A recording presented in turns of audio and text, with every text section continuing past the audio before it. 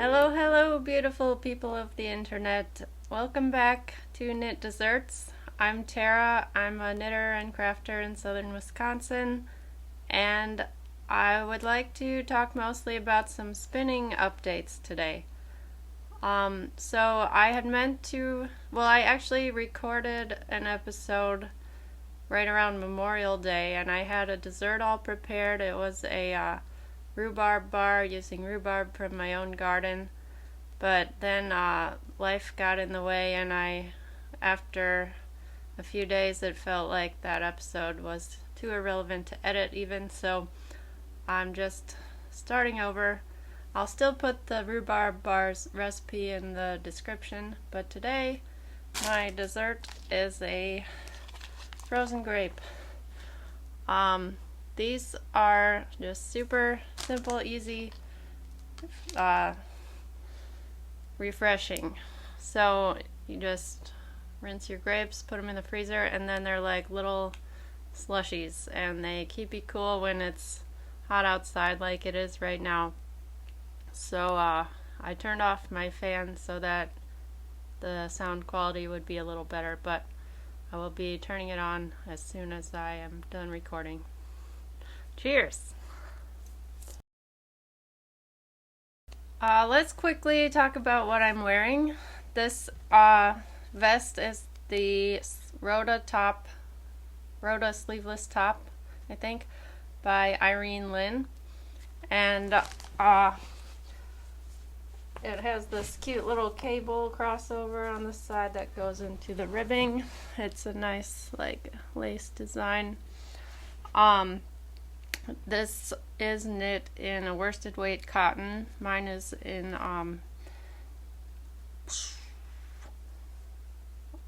I'll put the name of the yarn on the screen. I think it's like Ultimate Cotton Ultra something. Anyways, it was super soft to work with. And this yarn I bought after my friend Virginia and I took a trip down along the Turquoise Trail from Albuquerque to Santa Fe. I was visiting her there in New Mexico, and I was like, I gotta go to the yarn shop, but please make sure I don't go crazy. And she was like, I've never seen anyone so crazy about yarn. So turquoise for the Turquoise Trail. And yeah, I really like this, although it's it looks very cool, but because it's a worsted weight, it's kind of heavy for summer, I think. At least where I live, like it gets pretty muggy, so I don't want to put on heavy layers even if they're really holey. But I think it would be good for like an air-conditioned office, or maybe a beach cover-up, or transitional spring fall type of thing.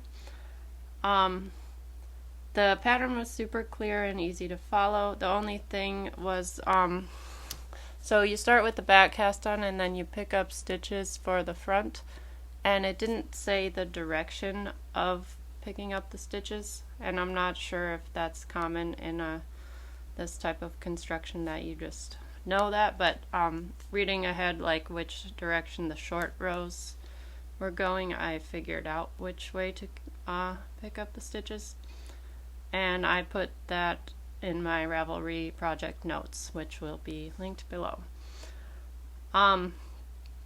So the other thing about this is it's got my little knitting fingerprint. I think it's hard to tell, but this little ribbing section is the correct length. This has one fewer row of ribbing, so it's not going to be noticeable by anyone, but that's my little mark of handmadeness.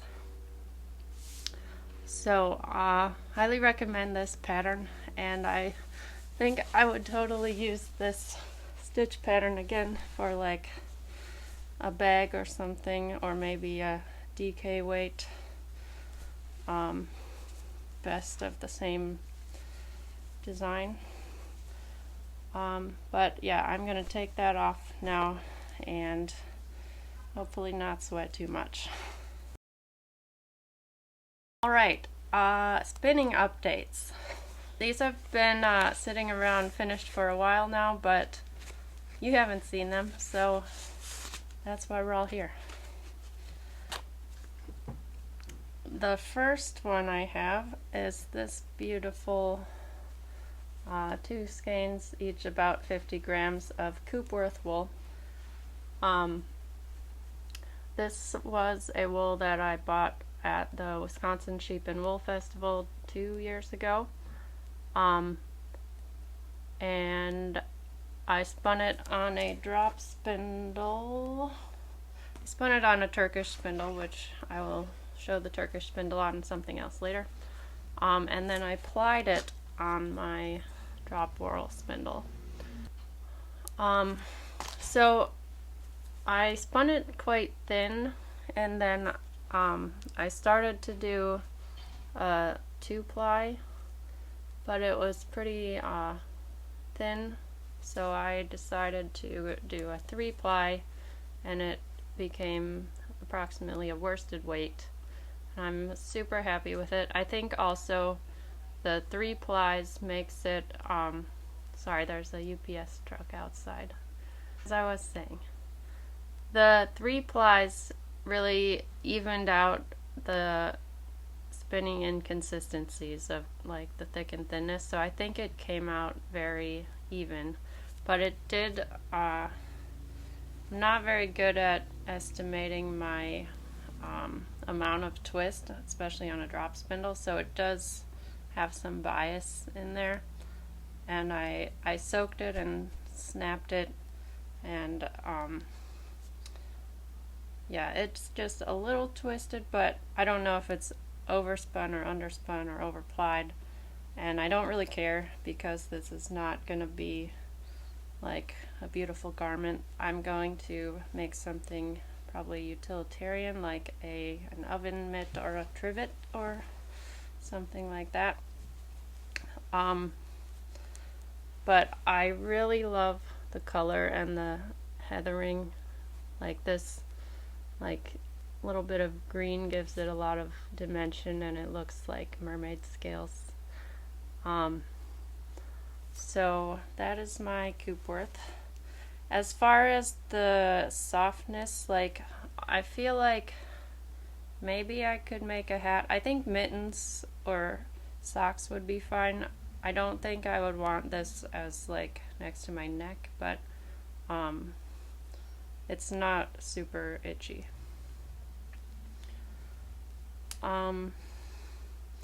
Yeah, so, oh yeah, the fiber itself was from Hidden Valley Farm and Woolen Mill. The colorway Kaleidoscope. Next up in spinning, I have a completed skein of this green and white marl. The green was a Cormo and the white was a BFL. They're both combed top from, again, Wisconsin Sheep and Wool, but last year instead of 2 years ago. And I spun both individually on a Turkish spindle. I think I had about 1 ounce of each. So I spun them quite thin, and then I just plied the single of the green and the single of the white together into a kind of barber pole yarn, and it's pretty subtle color combination. So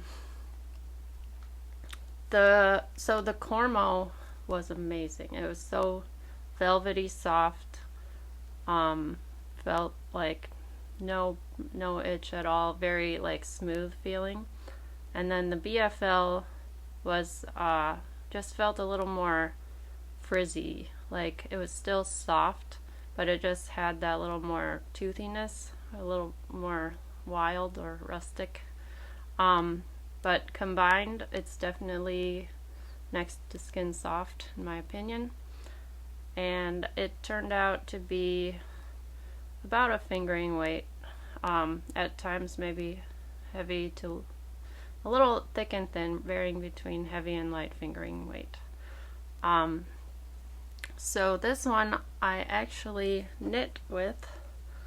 I made this super simple headband. I just cast on a tube of, I think, 62 or 64 stitches on a size US 2 needle. And I just knit, and then I grafted the tube at the end. Did not do the neatest job of grafting, but whatever, no one's gonna notice that.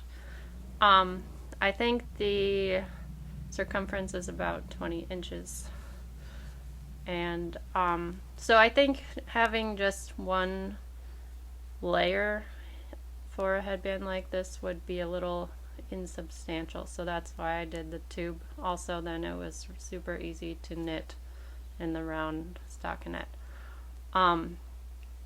So the way it blocked out was super smooth looking.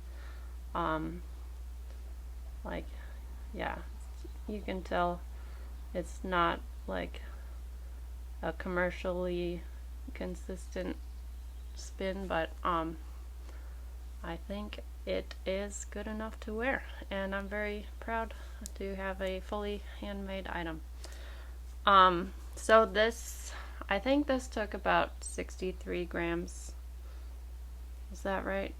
No, sorry, that's wrong. The total amount of the finished spin was 57 grams. And I don't remember what this project weighed, but I'll put that on the screen.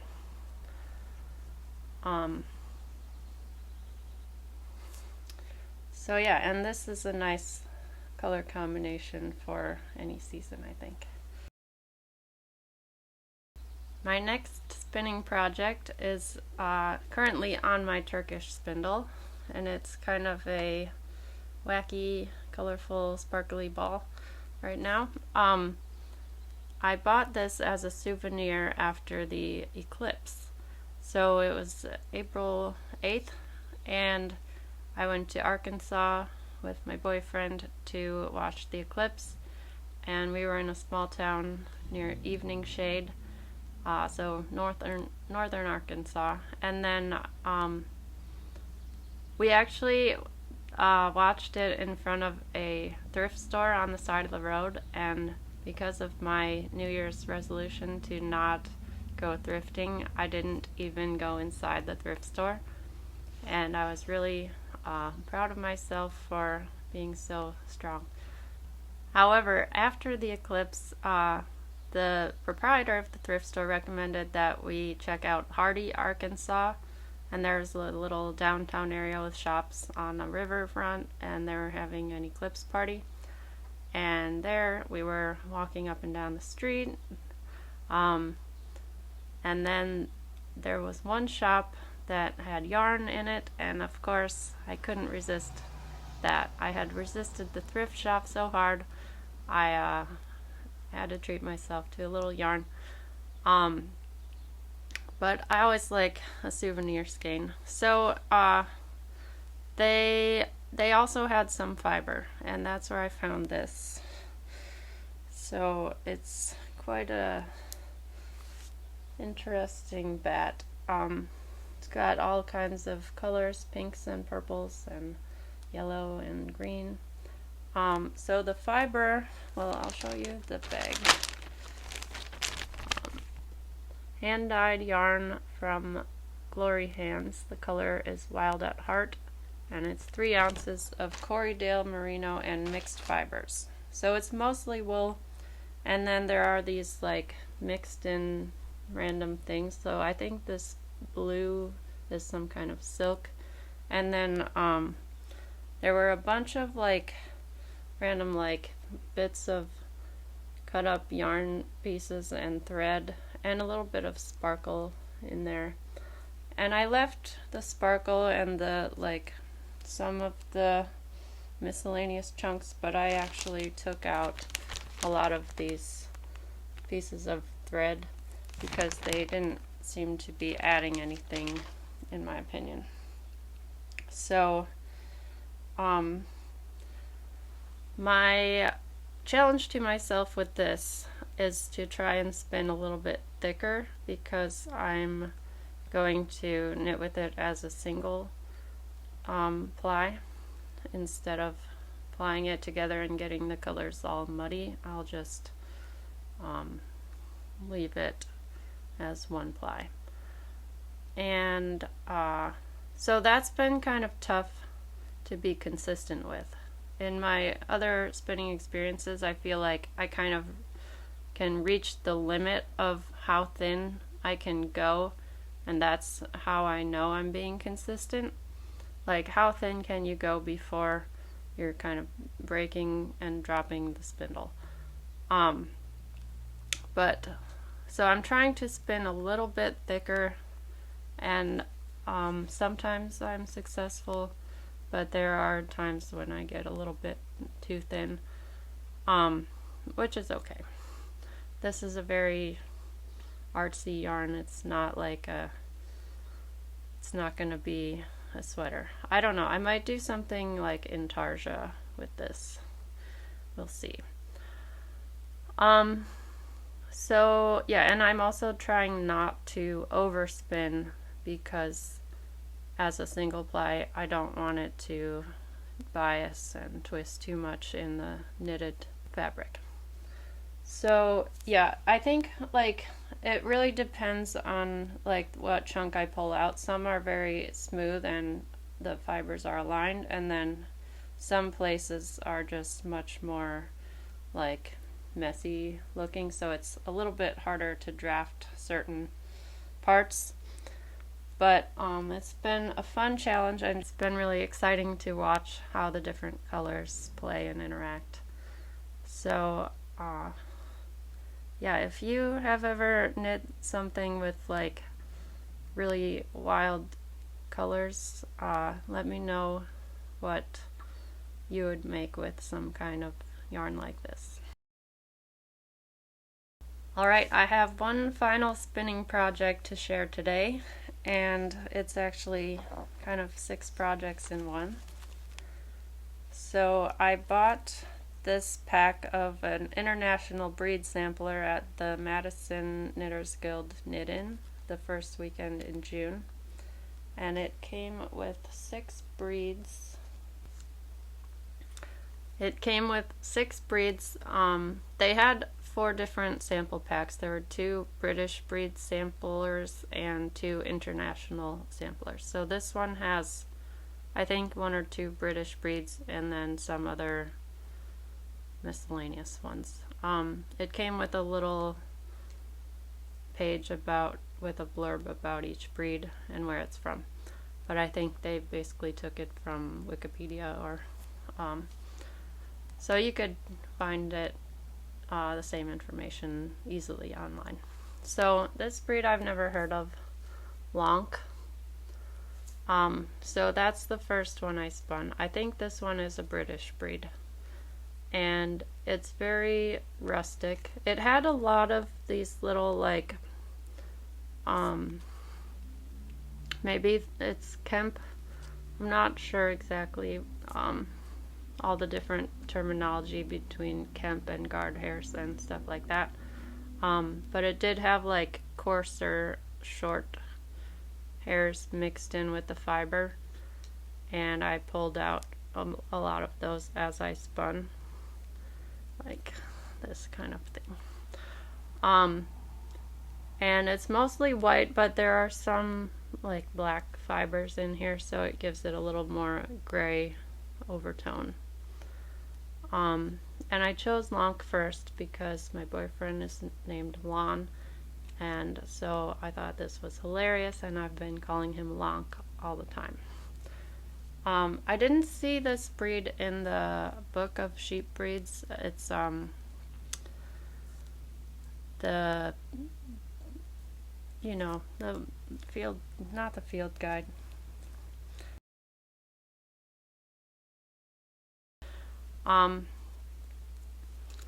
So this one is called Leyn, L-L-E-Y-N. I think this might be a Welsh breed. and I've also never heard of it. It's just creamy white. This one, Bergschaft. I think this one was maybe Dutch. I'll correct myself if I'm wrong. And it's also creamy white, maybe a little more yellowy than the Lane. And then I have 3 colored wools. They are Icelandic, which is obviously from Iceland. It's a mid-brown color. This one looks like it could be my own hair braid. Then we have Faroe Island, and it's kind of a mid-gray. And then Hebridean, which is this beautiful like soil brown black. I'm very excited to spin this. I have a I want to knit a good cigar cardigan with this type of color, like a almost black brown, and this might be the perfect breed if I wanted to spin my own yarn for it. So yeah, I guess I don't know how they're gonna spin as far as softness and easiness to draft. I do plan on spinning them all on a drop spindle, and yeah, this one I did a 2-ply, and again I challenged myself to spin just a little bit thicker because this one was so thin. It was like not really what I want to use to knit with for most projects, which I guess is better to be a little bit thin because you can always add something to it, where if it's too thick you can't really like take away any thickness. But this one, I think it's semi-consistent, and it's a nice like DK to worsted weight. I didn't measure the yardage yet. So yeah, I've got 1 out of 6 complete.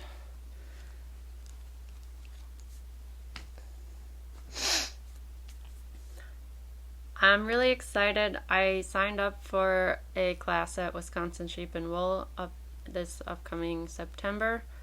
It's the beginning spinning class on a wheel, and I wanted to do that in particular because I want to try out a few different styles of wheels. I don't know if I prefer single or double treadle, and there's different tensions and like ways that the yarn winds onto the bobbin. So I don't want to invest in a super fancy wheel before I've tried a few and know exactly what I'm looking for. So that's a few months from now, so I've got plenty of stuff to practice with on my drop spindle until then. And now I have a couple of souvenir acquisitions to share. I'll start with this because it has some unspun fiber. This was a kit. My boyfriend's sister brought it back from Alaska. She went on an Alaskan cruise and they had some various kits, and she said, I thought of you. So this is a merino wool superwash and a maybe merino, maybe some other kind of wool unspun fiber, and the kit is for thrummed mittens or socks. So I think I will do the mittens, but I love the colors of this. I almost kind of want to save some of it just to spin and knit with. Now I don't know if you've heard of thrummed mittens, but it's a so you just knit it like a mitten, but every couple of rows, every few stitches, you'll pull off a chunk of wool and knit this into the fabric so that you have all this like unspun wool on the inside of your mitten, which will felt and create a nice warm insulating layer. So yeah, I thought it was kind of interesting that they chose superwash for the base yarn, but I guess it doesn't really matter if this one felts as long as this one felts. So yeah, that's the plan with this. Oh yeah, the kit is from Fleece Artist, and the pattern comes with it. The pattern is by whoever it is that I put on the screen here. This is a very Canadian style project, and Alaska obviously is right next to Canada, so I guess it makes sense that they would have the same type of need for thrummed mittens. And finally, I went to Lithuania earlier this month. I had been wanting to do a European vacation / swing dancing trip, so I chose the event Swing Paradise in Vilnius, and I also have some Lithuanian heritage, so that made me want to go there, and it was just a good time of year when I don't have to pack a bunch of jackets and sweaters and bulky items, so that I can travel a little bit lighter. So I went to a yarn shop there. I went to a couple, but I only bought yarn at one shop. So this is the first wool that I bought. The yarn shop was called Mezgimo Zona, I think. I do not speak the language, so I think it maybe means something like knitting store, yarn knitting space, something. So I asked if they have any local yarns, and she said just those, the linen. So I'll talk about linen next, but the next closest thing was this Estonian wool. So it's still from the Baltics, and they had several colorways of this, and they're kind of a little bit spin cycle-y, definitely a more rustic feel.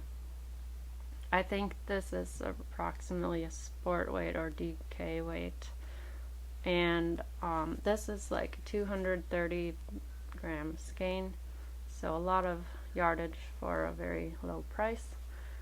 And I think I will knit this with something else, maybe another beige or pink, doing something striped in a sweater. And yeah, so that was the closest thing to a local that I found there. But they also had a lot of yarns I've seen anywhere else, like they had Isair. They had a lot of drops yarn, which I don't think we really have much of in the US. I know you can buy it online pretty easily, but so they had the Zauberball crazy yarn, Shopple wool. So a lot of like familiar yarns, so this was something more unique that I could buy as a souvenir. And then I bought 1 cone of Lithuanian linen. So I really wanted to get some linen there because I know linen is a big part of the Lithuanian heritage. Having been back and doing some research now, I believe the yarn was spun and processed there, but not grown there.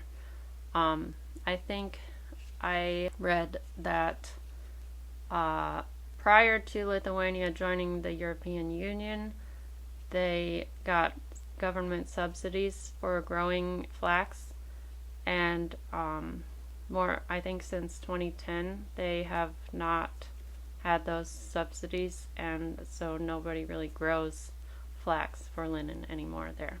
But they have some very old linen spinning mills so they make a lot of linen, yarn, and fabric there. So this one, she had just various cones, and I actually saw this same yarn in a few linen fabric stores as well. So many colors and a few different thicknesses. It didn't say a brand on it, but I think it's the Sleeveless. Again, don't know the pronunciation. But I knit a swatch. I actually swatched for the Phoebe top by Amy Scher, which is a brand new pattern with some cabling and bust dart options.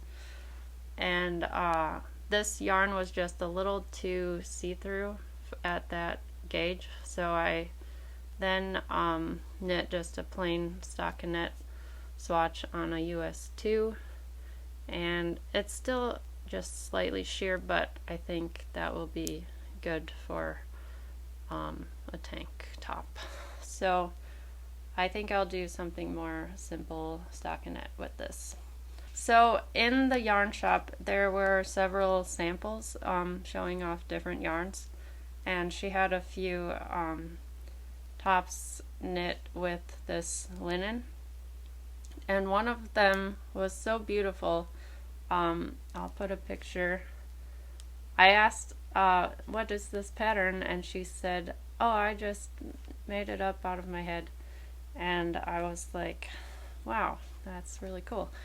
So I think it was the same dark blue. I don't know if it came directly off this cone, because I think these cones come in, she just like weighed it, and I think I could have bought as much as I wanted of it, but I just bought, it was like 240 grams, so I just bought the whole cone. So this might be the same yarn that was actually used in that sample, but I took great inspiration from that, and I would be delighted to knit something just as nice. Okay, speaking of linen, when I got back home to Wisconsin, I got an email from the Wisconsin Linen Revival. I signed up for their email list, and I've been on a Zoom call where they talked about the project a little bit. But basically, there are a couple of people that have banded together to try and revive the linen industry in Wisconsin specifically.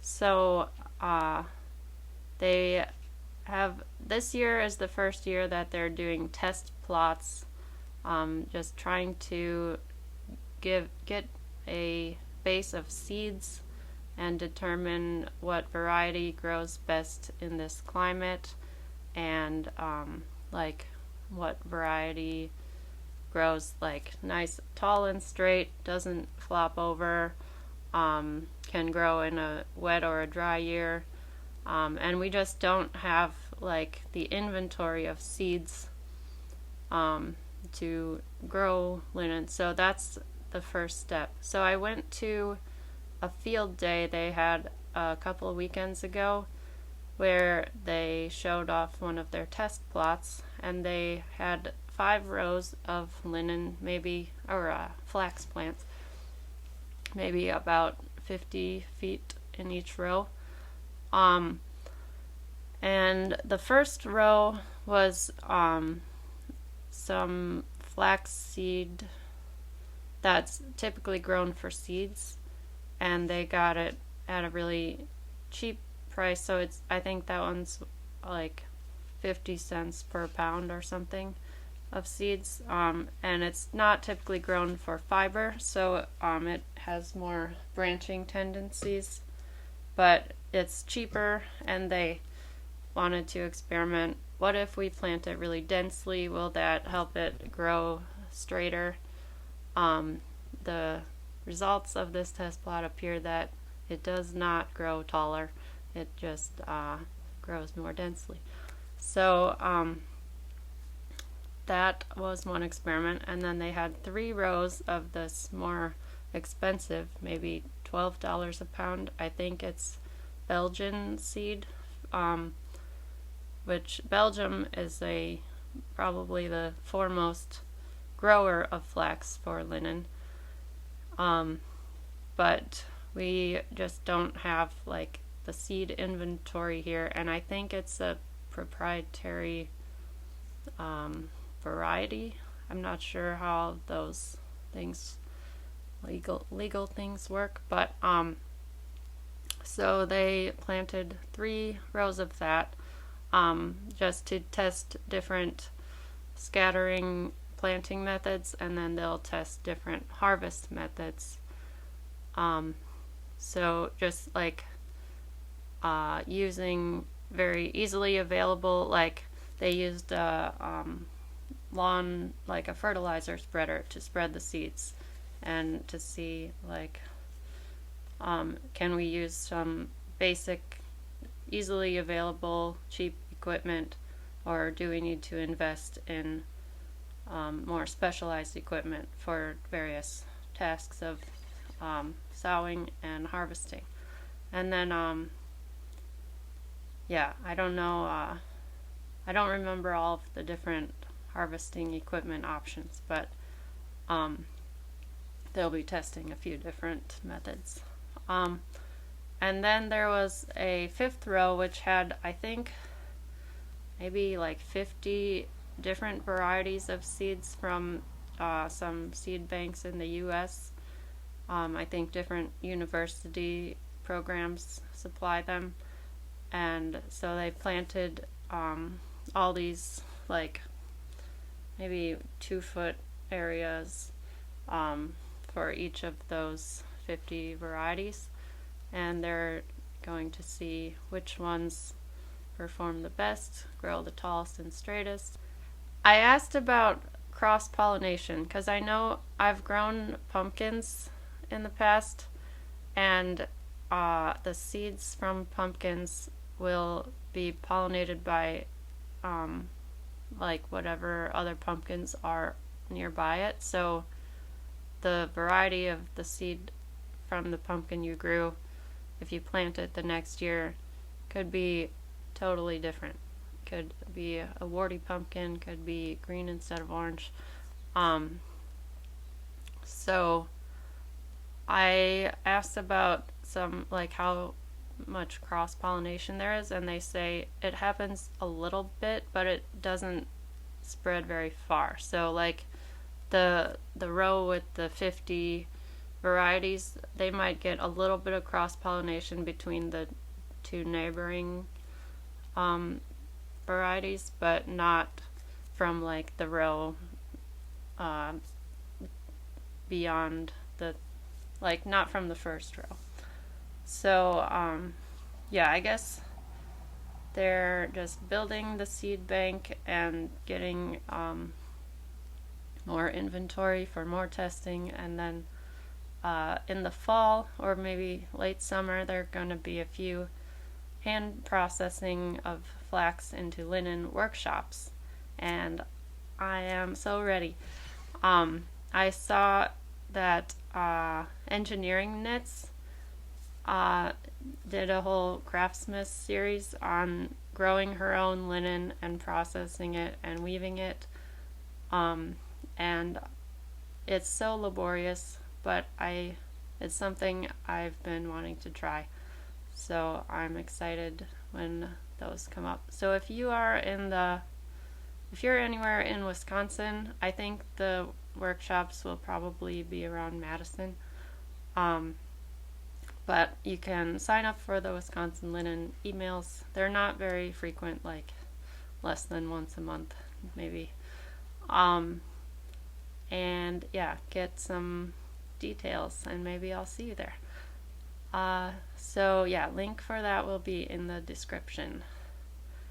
And that is all I have today, and next time I will show what I've been knitting, because it's a lot, and I'll probably just do like a parade of finished objects, and then I'll get back to the regular, like what I'm working on currently, whips format. So thank you for tuning in, and I'll see you next time. Have a nice day.